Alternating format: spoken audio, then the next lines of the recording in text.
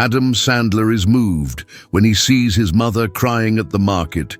His action shocks everyone. The early morning sun washed over Montauk, casting a golden hue across the weathered wooden storefronts of the local market square.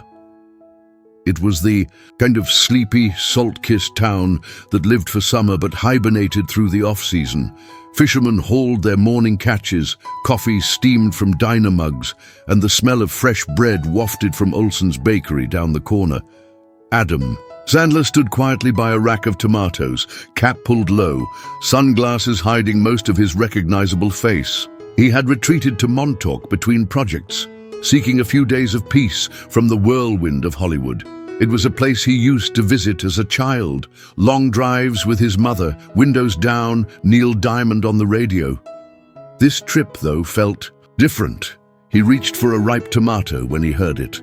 Muffled sobs, soft but sharp, coming from the next aisle over. Curious and concerned, he turned the corner, expecting to find a distraught shopper or perhaps a child in distress. Instead, he froze. There, seated on a bench near the spice section, was his mother, Judy Sandler. Her shoulders trembled as she held a paper bag to her chest, tears running silently down her cheeks. She hadn't seen him yet. For a moment, Adam stood still. The distance between them, barely 10 feet, felt like miles. It had been months since they last spoke, maybe a year. Their conversations had grown rare and stiff since his father's death. The grief hadn't brought them closer, it had driven a wedge. He cleared his throat gently. "Ma," he said. She looked up, startled. Her eyes widened, first in surprise, then in confusion, and finally in something softer, recognition mixed with sadness. "Adam," she whispered, wiping at her cheeks quickly. He stepped forward, his heart pounding. "What's going on? Are you okay?" "I didn't know you were here," she said, almost apologetically. I needed a few things. I didn't expect to." He sat beside her, ignoring the glances from nearby shoppers who were now realizing who he was. He reached for her hand. "You're crying," he said. "Why?" She hesitated. "It's silly." "It's not." Judy looked down at the paper bag. "I was picking up lentils. Your dad loved them. I saw a man who looked just like him standing by the dairy. For a second I thought it was him. And then I remembered." Adam swallowed hard. The silence between them stretched. For once it wasn't uncomfortable. It was full of memory, of longing, of all the things left unsaid. A child nearby pointed. "Mom, look, it's the funny guy from TV." Adam smiled weakly, but his focus stayed on his mother. "Let's get out of here, come on." She looked surprised. "Where?" "Home. I'll cook the lentils. You'll tell me stories I forgot." A woman nearby gasped quietly, nudging her husband. "Is that really Adam Sandler helping his mom?" As they walked out, Adam holding his mother's bag in one hand and her hand in the other, phones began to rise. A few took photos. Some just watched, moved by the raw, quiet tenderness of the moment. What started as an ordinary morning in a market would soon become a headline. But for Adam, it wasn't about publicity. It wasn't even about grief. It was about a chance, maybe the last one, to be a son again. The small beach house where Judy stayed had barely changed since Adam was a kid. The same mismatched ceramic mugs hung by hooks above the sink, and the refrigerator still bore faded photos and brittle magnets from long-forgotten vacations. It smelled of sea air and rosemary, and as soon as Adam stepped in, a wave of childhood memories washed over him. Judy placed the grocery bag on the counter and began unpacking quietly. Adam stood nearby, unsure of what to do with his hands. This wasn't a movie set. There were no retakes or cue cards, just the uncomfortable silence between a mother and son who had drifted too far for too long. "Where's the olive oil?" she muttered. Opening a cabinet, Adam spotted it. "Top shelf, behind the rice." She gave him a small smile. "Still got the memory of an elephant." They moved around each other in the small kitchen, the rhythm coming back slowly. He rinsed. The lentils. She diced onions. They didn't talk much, but the silence no longer felt heavy. It was beginning to feel safe. Finally, as the pot simmered on the stove, they sat at the worn kitchen table. Judy cradled a mug of tea in her hands. Her eyes were tired, but the tears had stopped. "I didn't mean for you to see me like that," she said. Adam shook his head. "You don't need to hide that stuff from me, Ma. Not anymore." She looked at him, really looked at him. "You've been gone a long time." "I know." "Why?" He hesitated, then exhaled. "Because I didn't know how to handle Dad dying. And I thought, maybe you didn't want to see me either. Every time we talked, it felt like we were trying not to fall apart." Her voice cracked. "That's exactly why we needed each other." Adam looked down, his fingers tracing the grain of the wood table. "I messed up. You're here now." They sat in silence again, this time accompanied by the soft bubbling of the stew. Outside, gulls cried over the ocean, and the sky had begun to turn orange with the setting sun. "Remember when Dad used to dance while cooking?" Adam asked. Suddenly, Judy laughed, caught off guard. "Oh yes, that ridiculous shuffle of his. Said it was how you infused love into the food." Adam stood, mimicking the old dance. An awkward sway, a snap of the fingers, a spin that ended in a pretend trip. Judy laughed harder, covering her mouth. It was the first time in a long while that her laugh wasn't tinted with sadness. He looked at her, smile fading gently. "He would have wanted us to do this, to talk, to keep dancing." She nodded slowly. "Yes, he would." The lentils were ready. They served themselves, eating quietly at first, then gradually slipping into easy conversation. They talked about old neighbors, his daughters, her garden, normal things, life things. When they finished, Adam stood to wash the dishes. Judy watched him for a moment, then stood beside him with a towel. "You don't have to do this," she said. "I want to." That night he stayed in the guest room. It was small, with faded curtains and a quilt that smelled faintly of lavender. As he lay in bed, he stared at the ceiling, hearing the soft creak of his mother's footsteps in the hallway. Tomorrow, everything might change again. The photos online, the headlines, the speculation. But tonight, none of that mattered. He had come for quiet. What he found was a part of himself he thought he'd lost. The next morning, Adam woke to the smell of pancakes and the sound of the radio humming softly from the kitchen. For a brief moment, he was 13 again, waking up to Saturday cartoons and his mother's voice calling him to breakfast.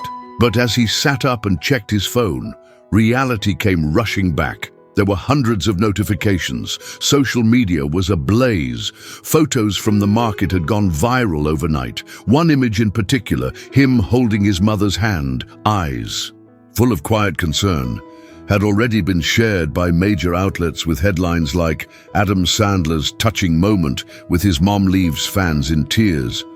He scrolled through the comments. Some were kind, "This is what real love looks like." A reminder that fame doesn't replace family. Others questioned the authenticity. Is this a PR stunt? Funny how there's always a camera around. Adam sighed. He knew the world well enough to expect both. In the kitchen, Judy was flipping pancakes when he walked in. "Morning," she said, her tone light. "Hope you like blueberry." He sat at the table, phone still in hand. "We're trending." She looked over her shoulder. "What does that mean?" "It means everyone saw us yesterday, online, on the news, everywhere." She paused. "And that's a bad thing?" "Not necessarily, but it's a thing." He put the phone down. "You're all over the internet now." She smiled gently. "Well, I hope they caught my good side." Adam laughed despite himself. He admired her calm. She had always had that strength, a quiet, grounded presence that never cracked even under pressure. "Do you want me to leave?" he asked suddenly. Judy turned to him surprised. Why would I want that? Because this might bring people here. Paparazzi, reporters. It's going to get noisy. She sat across from him. Adam, I've lived in this town for 30 years. You think a few cameras scare me? He smiled. You're tougher than me. Of course I am.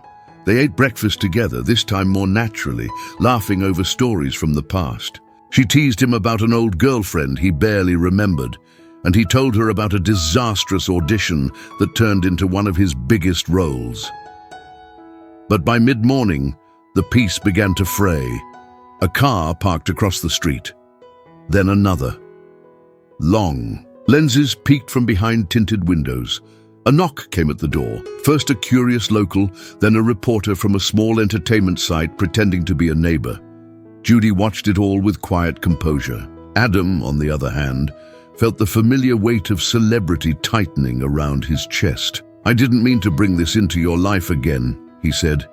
Judy poured them each a cup of tea. You didn't bring anything I wasn't ready for. But I don't want them twisting what happened. It wasn't about attention. I know that, and anyone who really looks will know it too. He looked at her, amazed once again by her clarity. How do you do that? Stay calm in the middle of a storm? She shrugged. Raising 4 kids will teach you a few things. Later that day, Adam released a short statement through his publicist. It was simple. Sometimes life brings you back to what matters most. Yesterday was one of those days. I'm grateful for the quiet moments, for my mom, and for the reminder that love outlasts everything else. Please respect our privacy as we share this time together. The message struck a chord. Commentators praised his humility. Fans defended his sincerity. Even the tabloids pulled back just a little. That night, the house was quiet again. Adam and Judy watched an old movie together, one they used to watch as a family. Halfway through, she leaned her head on his shoulder. He rested his hand on hers. The noise of the world faded outside those walls, and for now, that was enough. 2 days later, the town of Montauk had begun to stir with a new kind of energy. Locals were polite, but curious, casting longer glances toward Judy's home when they passed. A few knocked, hoping to leave flowers or letters. One even brought a framed photo of Adam and Judy, taken years ago at a school event, asking kindly for an autograph. Adam signed it, smiling. But beneath the surface, a quiet tension had returned. Not between him and his mother.